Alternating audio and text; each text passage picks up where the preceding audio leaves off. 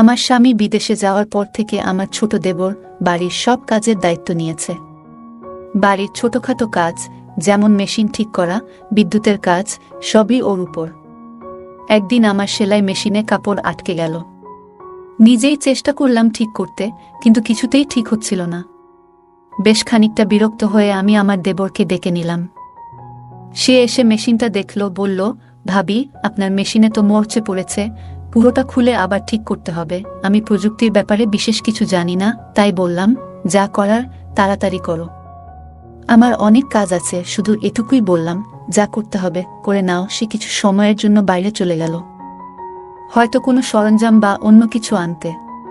কিছুক্ষণ পরে সে ফিরে এলো এবং বলল, চলুন ভাবি। তার মুখে সামান্য হাসি ছিল, কিন্তু তার চোখে একটা অদ্ভুত ঝিলিক দেখলাম, যা আমার ঠিক বোঝা গেল না। এই কথা শুনে আমি একটু বিভ্রান্ত হয়ে গেলাম, কারণ সে আমাকে তার ঘরে নিয়ে যেতে চাইল। আমি যখন তার ঘরে গেলাম তখন দেবর। আমার নাম পূজা, আমার বয়স 28 বছর। আমি দেখতে অনেক সুন্দর ছিলাম, গায়ের রং ছিল ফর্সা।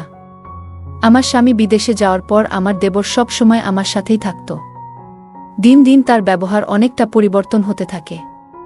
একদিন সে আমাকে এমন কিছু বলল, যা শুনে আমি তো অবাক হয়ে গেলাম। বন্ধুরা, আজকের গল্পটা অনেক বেশি স্পেশাল। আশা করছি তোমাদের ভালো লাগবে। গল্পগুলো ভালো লাগলে ভিডিওটি লাইক, শেয়ার এবং চ্যানেলটি সাবস্ক্রাইব করো প্লিজ। বিয়ের পর থেকেই সংসারে টানাপোড়েন ও প্রতিদিনের খরচের বোঝা ধীরে ধীরে আমার উপর পড়তে শুরু করল। বাড়ির অবস্থাও এমন ছিল না যে কোনো সাহায্য ছাড়া চলতে পারব। বাধ্য হয়ে একদিন নিজেকে বললাম, কিছু একটা করতে হবে। যদিও আমি পড়াশোনায় তেমন কিছু জানি না, কোথাও চাকরি পাওয়া সম্ভব ছিল না, তাই ভাবলাম মহল্লার মহিলাদের কাপড় সেলাই করা শুরু করব। পুরনো সেলাই মেশিনটা, যা বিয়েতে পাওয়া দান উপহার হিসেবে এক কোণায় পড়েছিল, তা পরিষ্কার করতে লাগলাম। এরপর পাড়ায় জানিয়ে দিলাম, যাদের কাপড় সেলাই করতে হবে তারা আমার সাথে যোগাযোগ করতে পারে। ধীরে ধীরে খবর ছড়াতে লাগলো, আর কিছু দিনের মধ্যেই বেশ কয়েকটি অর্ডার আসা শুরু হলো। পাড়ার মহিলারা তাদের সালোয়ার, ওড়না, ব্লাউজ সেলাই করাতে আমার কাছে আসতে লাগলো। কাজটা ভালোভাবে করতে শিখে গেলাম, আর এই সেলাইয়ের মাধ্যমেই সংসারের খরচ চালাতে শুরু করলাম। সেলাই করতে করতে প্রায় আমার বাড়িতে মহিলারা ভিড় করত। কারো মাপ নেওয়া, কারো ফিটিং ঠিক করা, কেউ আবার পুরনো কাপড় নতুন ফ্যাশনে সেলাই করাতে চাইত, আর কেউ কেউ শুধুই মন খুলে গল্প করতে আসত। ধীরে ধীরে এই সেলাইয়ের কাজের সঙ্গে তাদের সঙ্গেও এক ধরনের সম্পর্ক গড়ে উঠল। তারা আমাকে তাদের মনের কথা বলতো, সমস্যার কথা শেয়ার করত। এতে আমিও এক ধরনের সান্ত্বনা পেতাম, একটা উদ্দেশ্য খুঁজে পেলাম দিনভর ব্যস্ত থাকার, নিজের কষ্ট ভুলে থাকার। সেলাইয়ের কাজ বাড়তে লাগলো। এক মহিলা কাপড় দিতে আসলে আরেকজন নিতে চলে আসত।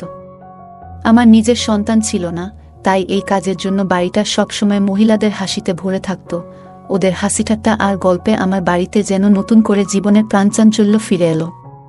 কাজের সাথে সামান্য আয়ও হচ্ছিল, যা আমার জন্য এক প্রকার স্বস্তি নিয়ে এলো। কিছু মাসের মধ্যেই আমার সেলাইয়ের দক্ষতার কথা আশেপাশের এলাকাতেও ছড়িয়ে পড়ল। এবার দূরের মহল্লা থেকেও মহিলারা তাদের কাপড় সেলাই করাতে আসতে লাগল। কাজের চাপ এতটাই বেড়ে গেল যে একা সামলানো মুশকিল হয়ে পড়ল। প্রতিদিন ঘন্টার পর ঘন্টা মেশিনের সামনে বসে কাজ করতে করতে কাঁধ ব্যথা করতে শুরু করল। এমনকি আঙুলগুলোতেও ব্যথায় ফুলে যেত। শেষে পাড়ার কয়েকজন মেয়েকে সাহায্যের জন্য ডেকে নিলাম, যারা সেলাই শিখতে আগ্রহী বা কিছু আয় করতে চায়।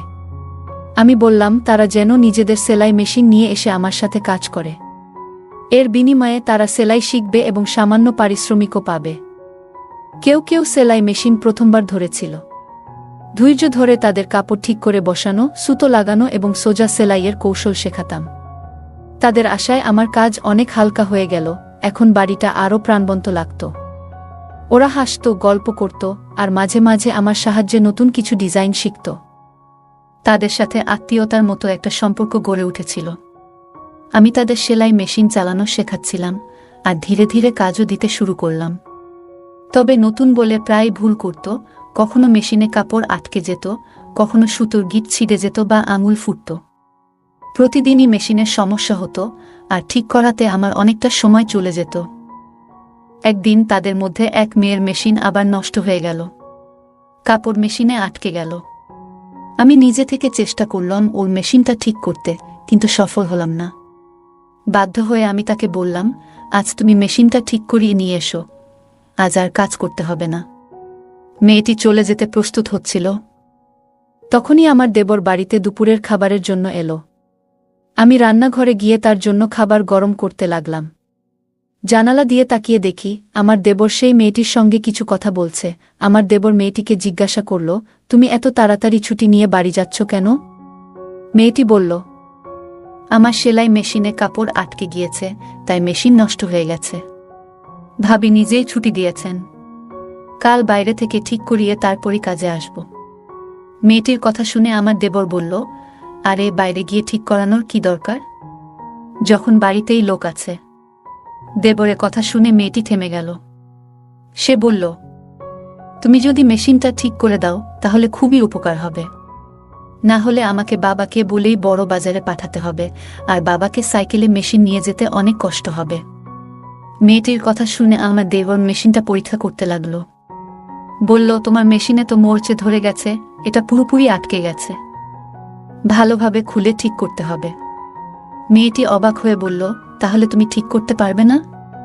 দেবর হেসে বলল, না না, আমি এই কাজ ভালোই জানি। মেয়েটি খুশি হয়ে পাশে বসে পড়ল এবং বলল, আমার একটা সেলাইয়ের কাজ করতে হবে, তাড়াতাড়ি করে দাও প্লিজ।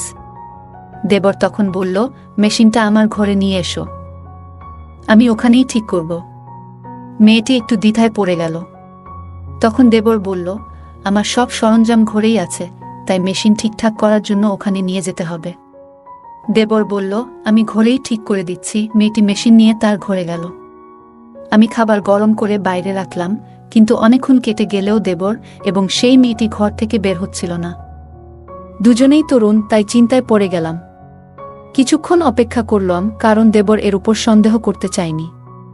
তবু দীর্ঘ সময় পর ধৈর্য হারিয়ে অবশেষে দেবর এর ঘরের দিকে যাওয়ার সিদ্ধান্ত নিলাম। ঠিক তখনই মেয়েটি সেলাই মেশিন নিয়ে বাইরে বেরিয়ে এসে বলল, ভাবি, মেশিন ঠিক হয়ে গেছে। ওর কথা শুনে আমারও স্বস্তি হলো এবং আমরা নিজেদের কাজে ফিরে গেলাম। কিন্তু আমি মনে মনে ভাবছিলাম, দেবর এতক্ষণ ঘরে কি করছিল। কিছুক্ষণ পরে দেবরও ঘর থেকে বেরিয়ে এসে বিছানায় বসে খাবার খেতে লাগল।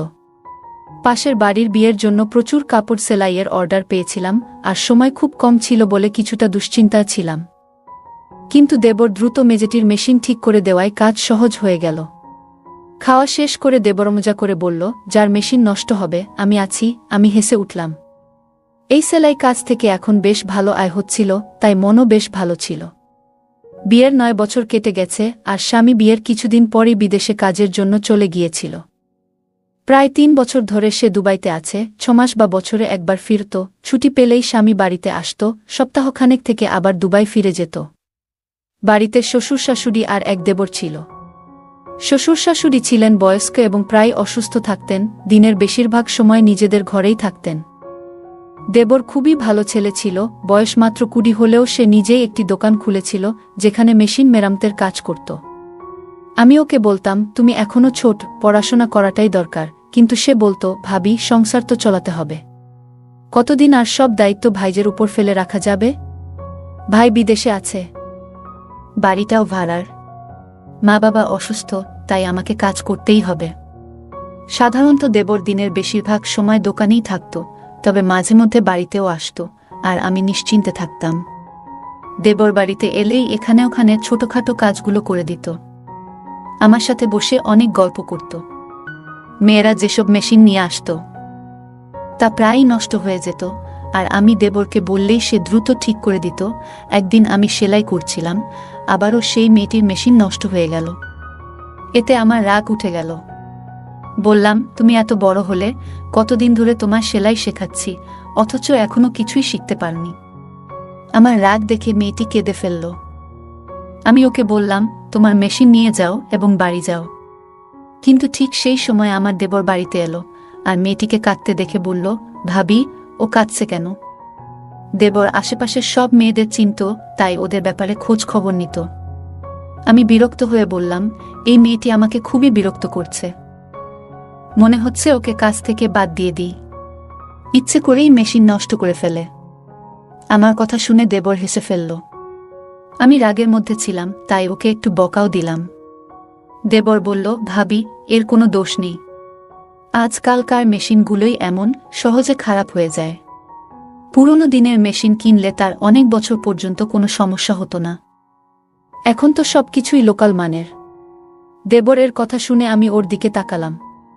সে তখন পকেট থেকে মোবাইল বের করে বলল, ভাবি, দাদার কল এসেছে, আপনি কথা বলবেন? আপনার রাগও মিটে যাবে।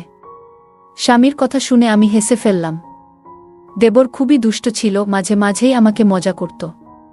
আসলে কয়েকদিন ধরে আমার স্বামীর সাথে কথাই হয়নি। হয়তো কাজের জন্য ব্যস্ত ছিল। প্রায় প্রতিদিনই দেবরকে বলতাম, দাদার সাথে একটা কল লাগিয়ে দাও, কিন্তু সে প্রতিবারই বলতো, ভাবি, আজ মোবাইলে টাকা নেই, কাল কথা বলিয়ে দেব। তবে বেশ কিছুদিন পার হয়ে গেলেও সে কলটা করে দেয়নি। হয়তো সত্যিই ওর মোবাইলে টাকা ছিল না। কিন্তু আজ দেবর আমাকে মোবাইলটা ধরিয়ে দিতেই সবকিছু ভুলে গেলাম। মোবাইল হাতে নিয়ে নিজের ঘরে গিয়ে স্বামীর সঙ্গে কথা বলতে শুরু করলাম। বহুদিন ধরেই কথা হচ্ছিল না, তাই অনেক প্রয়োজনীয় কথা বলার ছিল। প্রায় 15 মিনিট পর কথা শেষ করে যখন কল কাটতে যাচ্ছিলাম, তখন স্বামী বললেন, মা বাবার সাথেও একটু কথা বলিয়ে দাও। আমি মোবাইলটি নিয়ে শ্বশুর শাশুড়ির ঘরে গিয়ে আমার স্বামীর সঙ্গে কথা বলালাম। তারা বেশ খুশি হলেন। সেখান থেকে বেরিয়ে এসে দেখলাম দেবর বাইরে নেই। এক মেয়ে বলল, ও এখনও তানিয়ার মেশিন ঠিক করছে, আর ওর ঘরের দিকে ইশারা করল। আমি কিছুটা অবাক হলাম, কারণ এতক্ষণ ধরে ওরা ঘরের ভেতরেই ছিল। ঠিক তখন মনে পড়ল, আমি এখনও দেবর এর জন্য খাবার গরম করিনি। নিজের মাথায় হাত ঠেকালাম। স্বামীর সঙ্গে কথা বলার ফাঁকে দেবর এর খাবার দেওয়ার কথাই ভুলে গিয়েছিলাম। দেবর যখন বাইরে এলো, তখন আমি বললাম, তুমি বসো, আমি তোমার জন্য খাবার গরম করে আনি। কিন্তু দেবর বলল, না ভাবি, আমার পেট ভরে গেছে, আজ খাবো না।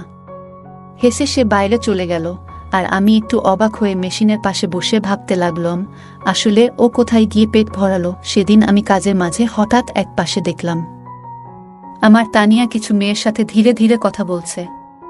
তার মুখে এক ধরনের আনন্দ ঝলকাচ্ছিল, যেন সে আনন্দে মেতে আছে। তার মুখে এক অদ্ভুত লালচে আভা ফুটে উঠেছিল, যা দেখে আমার মধ্যে হালকা অভিমান তৈরি হলো। আমি এগিয়ে গিয়ে প্রশ্ন করলাম, তানিয়া, তোমার মেশিন ঠিক হয়ে গেছে? সে তাড়াতাড়ি মাথা নাড়ল। আমি তাকে বললাম, তাহলে এবার কাজটা ঠিকঠাক করো। আমার কথা শুনে সবাই নিজেদের কাজে মন দিল। কাজ করতে করতে আমি আমার স্বামীর কথা ভাবতে লাগলাম। বহুদিন ধরে আমি চাইছিলাম সে যেন কিছুদিন বাড়িতে থাকে। আমার মন খুব চেয়েছিল তাকে বাড়িতে দেখতে, কিন্তু সে বলতো, যদি বাড়িতে আসি তাহলে বেশ কিছু খরচ হবে, তাই কিছুদিন না আসাই ভালো। আমি জানতাম সে আমাদের ভবিষ্যতের জন্য প্রতিটি টাকার হিসাব করছে, যাতে আমাদের ভবিষ্যৎ আরও ভালো হয়। কিন্তু তবু তার দূরত্ব আমাকে কষ্ট দিচ্ছিল। মনে মনে ভাবতাম, সে যদি প্রতিদিন বাড়ি ফিরত, আমার সাথে থাকত, তাহলে কেমন হতো। আমি চাইতাম সে বাড়ি ফিরুক, হয়তো কম আয় হবে, কিন্তু সে পাশে থাকলে সবকিছু সহজ হতো। তাই আমি চুপচাপ সেলাইয়ের কাজে মন দিতাম। সেলাই করার মাধ্যমে কিছু আয় করতে পারছিলাম, যা ঘরের খরচের কিছুটা সাপেক্ষে সহায়ক হতো। আমি যা উপার্জন করতাম তা শাশুড়ির হাতে তুলে দিতাম, এতে সবার মুখে হাসি ফুটে উঠত, আর আমার সময়টাও ভালো কেটে যেত। সেলাইয়ের কাজে নিয়োজিত মেয়েদের মেশিনগুলো প্রায়শই নষ্ট হয়ে যাচ্ছিল। অনেকবার বুঝিয়ে বলেছিলাম, মেশিনগুলো ঠিকভাবে চালানো শিখতে হবে, কিন্তু প্রতিদিনই কারো না কারো মেশিনে কোনো না কোনো সমস্যা দেখা দিত। ভাবছিলাম, যদি মেশিন ঠিক করার কাজটাও শিখতে পারতাম তাহলে কেমন হতো। কিন্তু আমি তেমন শিক্ষিত নই, তাই এ ধরনের কাজ শেখার সাহস পাইনি। এই মেশিনগুলো আগে আমার শাশুড়ি চালাতেন, তিনি আমাদের সংসারের খরচ মেটানোর জন্যই সেলাই করতেন। কিন্তু আমার বিয়ের পরপরই শাশুড়ি অসুস্থ হয়ে পড়লেন, আর তখনই আমার স্বামী বিদেশে চলে গেলেন। আমি তখন ভাবলাম, সেলাইয়ের কাজটি আমিই করব, এতে সংসারের জন্য কিছু টাকা আসবে। কিন্তু বুঝতে পারিনি যে এর সাথে কিছু বাড়তি সমস্যাও আসবে। সে দিনটাতে আমার খুব ভালো লাগছিল, কারণ সকালে আমার স্বামীর ফোন এসেছিল। স্বামীর খবর পেয়ে মনটা খুশিতে ভরে গিয়েছিল। তবে কাজের মধ্যে ঠিক তখনই আমাদের পাড়ার এক মহিলা এলেন। তিনি বললেন, আমার মেয়ের বিয়ে, আমি চাই তুমি বিয়ের জন্য প্রয়োজনীয় সব পোশাক সেলাই করে দাও। আমার হাতে তখন তেমন কাজ ছিল না, তাই তার কথা শুনে বেশ আনন্দ পেলাম। হাসিমুখে তাকে বললাম, আমার বেশ কয়েকজন মেয়ে আছে কাজ শেখার জন্য, আমরা একসঙ্গে কাজ করে সময় মতো সব পোশাক তৈরি করে দেব। তিনি আমাকে অনেক আশীর্বাদ দিয়ে চলে গেলেন, আর তার যাবার পর আমি সেলাই শেখার মেয়েদের সঙ্গে বসে কাজ ভাগাভাগি করলাম। সেদিন কাজের চাপ ছিল অনেক, আর সময় ছিল খুব কম। তাই আমি মেয়েদের বললাম, সবাই নিজের মেশিন ঠিকভাবে চালাবে। যদি কাজের মাঝে কারো মেশিন নষ্ট হয়, তবে তাকে এই কাজ থেকে বাদ দিতে হবে। আমার কথা শুনে এক মেয়ে মৃদু হেসে বলল, ভাবি, আজ আপনার ছোট দেবর আসবে না, আমরা তার মাধ্যমে আমাদের মেশিনগুলো ঠিক করিয়ে নেব। মেয়েটির মুখে চাপা হাসি ছিল, যার অর্থ আমি তখন পুরোপুরি বুঝতে পারিনি। আমি তখন কাপড়গুলো যাচাই করছিলাম, তাই বললাম, হ্যাঁ ঠিক আছে, দ্রুত মেশিনগুলো ঠিক করে নাও। এই কথায় সবাই যেন খুশি হয়ে উঠল। দুপুরে ছোট দেবর এলে মেয়েরা তার চারপাশে ঘিরে ধরল। সে বলল, আমি কি সব মেশিন ঠিক করার দায়িত্ব নিয়েছি? যাও, অন্য কারো কাছে নিয়ে যাও। তবু হাসতে হাসতে সে তাদের সাহায্য করতে লাগল। আমি এই দৃশ্য দেখে মৃদু হেসে ফেললাম, আর মেয়েরা একটু মন খারাপ করল। তারপর মেয়েরা মজার ছলে বলল, আমরা তো তোমার জন্যও কিছু করতে চাই, আমরা তো বিনিময়ে কিছু দিতে চাই। হাসতে হাসতে আমার ছোট দেবর বলল, আচ্ছা, তাহলে কিছু দিতেই হবে। তখন এক মেয়ে বলে উঠল, যেদিন তোমার বিয়ে হবে, আমরা তোমার বউয়ের জন্য সেরা পোশাকটি সেলাই করে দেব। তার কথা শুনে আমার দেবর হেসে বলল, তোমরা সবাই বেশ চালাক, প্রতিদিন কারো না কারো মেশিন ঠিক করি, আর শেষমেশ বিয়ের দিনে শুধু একটা পোশাক সেলাইয়ের প্রতিশ্রুতি। দেবর এর কথা শুনে আমি হেসে উঠলাম। সে বলল, তোমাদের সেলাই এখনো পুরোপুরি নিখুঁত নয়, তাই মাফ করো, আমার ভাবি আমার হবু স্ত্রীর জন্য পোশাক বানাবে। কথাটি বলে সে আমার দিকে তাকালো। আমি হেসে মেয়েদের বললাম, আমার ছোট দেবর এখনো খুব ছোট। তখন এক মেয়ে অবাক হয়ে বলল, ভাবি, কিন্তু ও তো দেখতে বেশ লম্বা। আমার দেবর মজার ছলে আমার দিকে তাকিয়েছিল, যেন আমার জবাব শোনার জন্যই অপেক্ষা করছিল। আমি জানতাম সে আসলে বয়সে বেশ তরুণ, পরিবারের দায়িত্ব নেয়ার জন্য সে প্রস্তুত নয়। আর্থিক পরিস্থিতিও তেমন ভালো নয়। আমার স্বামীও বিয়ের পর আমাদের ভবিষ্যৎ গড়ার জন্য দূরে চলে গিয়েছিল। আমিও চেয়েছিলাম না যে ভবিষ্যতে আমার দেবরের স্ত্রীও একই দূরত্বের কষ্টে থাকুক। তাই আমি বললাম, লম্বা হয়েছে বলে বিয়ে করতে হবে এমন কোনো কথা নেই। বিয়ের জন্য আরও অনেক প্রস্তুতির প্রয়োজন। ওর বিয়ে হতে এখনো কয়েক বছর বাকি। আমার কথা শুনে দেবর হেসে উঠল। এরপর আমি মেয়েদের দিকে ফিরে বললাম, চলো, এবার সবাই কাজে মন দাও, আমি দেবরের জন্য খাবার গরম করে নিয়ে আসি। এ কথা বলে আমি রান্নাঘরে গিয়ে তার জন্য খাবার গরম করতে লাগলাম। মেয়েরা নিজেদের কাজ নিয়ে আবার ব্যস্ত হয়ে গেল। আমি আমার দেওরের ঘরে যাচ্ছিলাম, কারণ জানি না কিভাবে, কিন্তু ও মেশিনগুলোতে এক ধরনের জাদু করত, আর সবকিছু ঠিকঠাক হয়ে যেত। সেদিনও সে মেয়েদের সেলাইয়ের মেশিনগুলো সারিয়ে দিয়ে নিজের কাজে চলে গেল। পরের দিন প্রচুর কাজ ছিল, তাই কাউকে কাজ থেকে সরতে দিলাম না। দেবরও সেদিন বাড়িতে আসেনি, আর কাজের চাপ এত বেশি ছিল যে আমিও ব্যস্ত ছিলাম। মনে মনে ভেবেছিলাম, কাজের ফাঁকে নিজের বাবা মার বাড়িতে কিছুদিন যাব। কতদিন যাব ভাবছি, কিন্তু হঠাৎ একটা বিপদ এলো। আমার মেশিনটি খারাপ হয়ে গেল, আর কাপড়ের বিশাল স্তূপ পড়ে রইল। আমি চাইছিলাম না যে এত দামি কাপড় মেয়েদের দিয়ে সেলাই করাই, কারণ তাদের কাজের মধ্যে এখনো সূক্ষ্মতা আসেনি। সকালে মেশিনটি একদম কাজ করছিল না।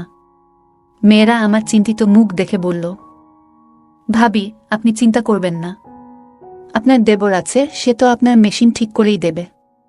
এই কথা শুনে মেয়েরা নিজেদের মধ্যে ফিসফিস করে কথা বলতে লাগল, যে আমি ঠিক বুঝে উঠতে পারলাম না। কয়েকদিন ধরে লক্ষ্য করছিলাম, দেবর সারা দিন বাইরে থাকত, কিন্তু দুপুরে খাবার খেতে এলেই মেয়েরা যেন কোনো বাহানায় তার আশেপাশে ঘুরঘুর করত। সবার কাজ ছেড়ে যেন তার উপস্থিতিতে একটু আনন্দ খুঁজে পেত। এমন সময় আমি নিজেই উঠে দাঁড়ালাম কাজ দ্রুত শেষ করার জন্য।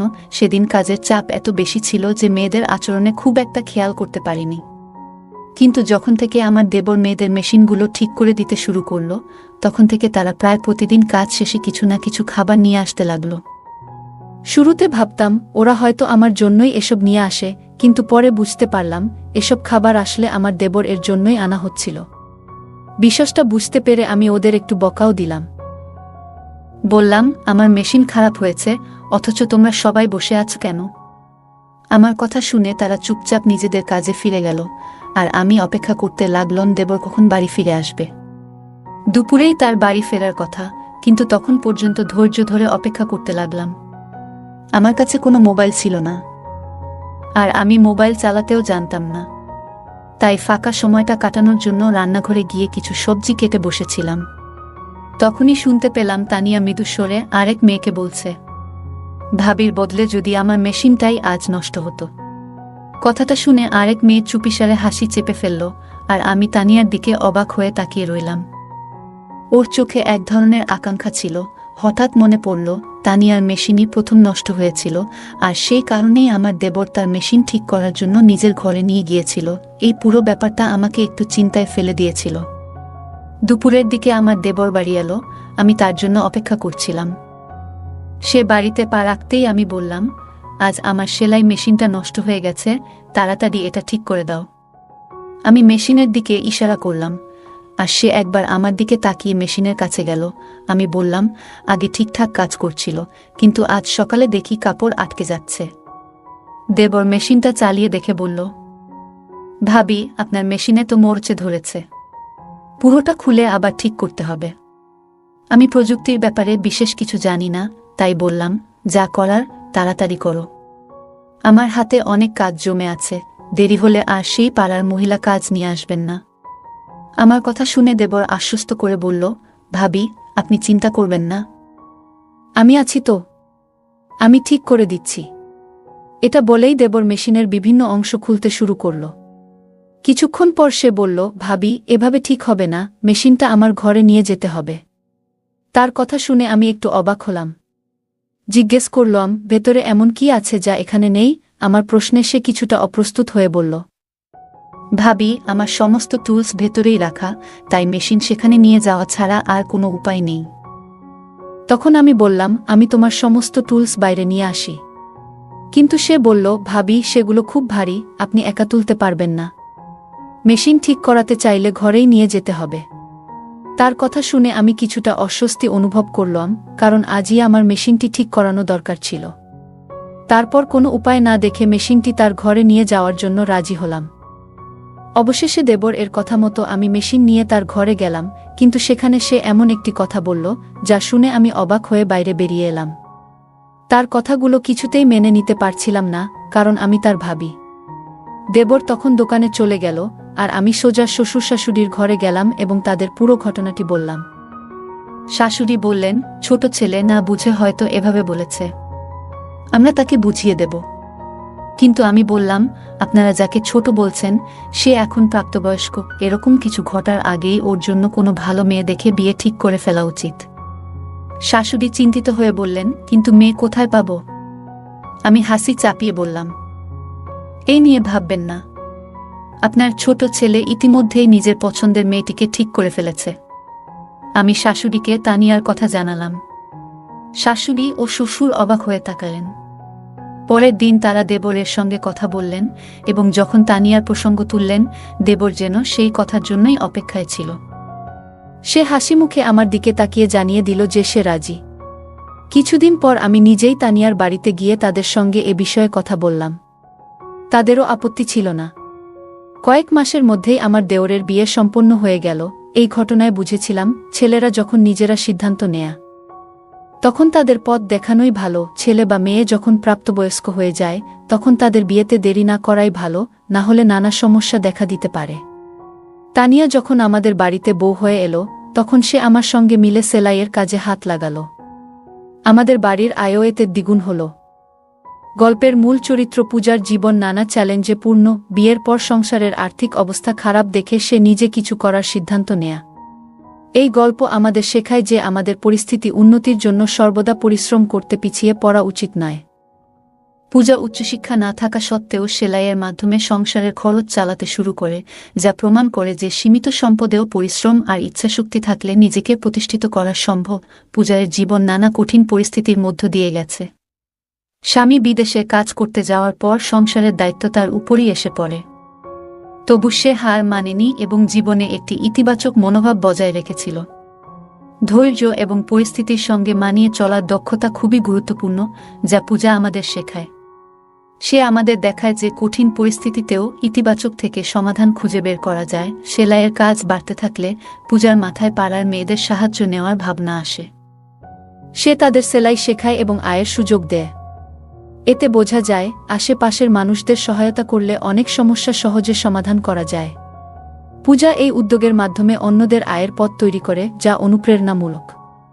গল্পে পূজার দেবরও পরিবারের দায়িত্বশীল সদস্য। সে পড়াশোনার পরিবর্তে কাজকে প্রাধান্য দেয়, সংসারের খরচে সাহায্য করতে। এতে বোঝা যায় সময় ও পরিস্থিতির প্রয়োজনে সঠিক সিদ্ধান্ত নেওয়া জরুরি। মানুষের জীবনে সঠিক অগ্রাধিকার নির্ধারণ গুরুত্বপূর্ণ।